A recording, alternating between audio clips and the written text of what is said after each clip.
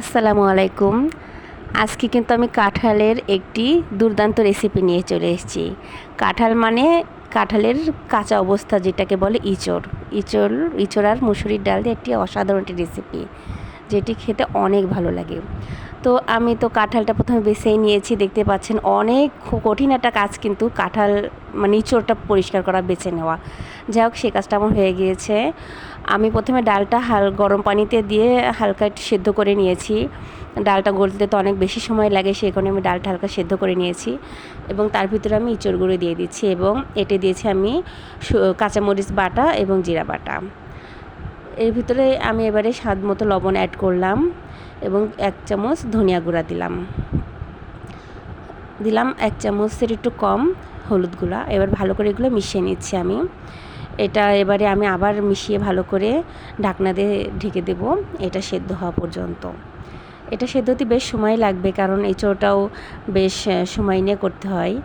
তো আমি এটা ঢাকনা উঁচু করে আবার একটু নাড়িয়ে দিচ্ছি যাতে তলায় না ধরে যায়, আর উপর নিচ ভালোভাবে যেন সকলটা ভালোভাবে সেদ্ধ হয়। আর এতে কিছুটা পেঁয়াজ কুচি দিয়ে দিচ্ছি। পেঁয়াজ কুচিটা অবশ্য প্রথমেও অ্যাড করলে হয়, যখন আমি অন্যান্য মশলাগুলো অ্যাড করছি।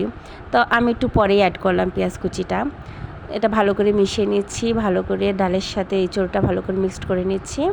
আবার আমি ঢাকনা চাপা দিয়ে কিছুক্ষণ এটা সেদ্ধ হতে রেখে দেবো।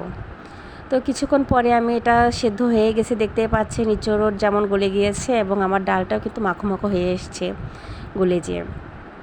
এবার এটা আমি তেলে দেবো বলে একটি প্যানে তেল দিলাম, তারপরে দিলাম 2টা শুকনো মরিচ, 2টা তেজপাতা ও কিছুটা পেঁয়াজ ও রসুন কুচি করে নিয়েছিলাম, সেগুলো দিয়ে দিচ্ছি।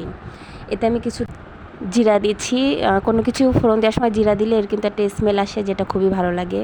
তো এটা ব্রাউন কালার হয়ে এসছে এবং আমের ভিতরে আমার সেদ্ধ করা ডাল ও ইঁচড়টা দিয়ে দিচ্ছি এবং ভালোভাবে এটা মিক্সড করব এবং এটা একটু ফুটে আসলে আমার রান্নাটা কমপ্লিট হয়ে যাবে। খুবই সহজ রান্নাটা, এত সহজ কিন্তু খেতে কিন্তু খুবই মজা, খুবই সুস্বাদু। এটা আমার অনেক ফেভারিট তরকারির ভিতরে কিন্তু এটা একটি। তো আমার ইঁচড় রান্নাটা কিন্তু শেষ হয়ে গিয়েছে। সো আজকের ভিডিওটি এই পর্যন্ত। আল্লাহ হাফেজ।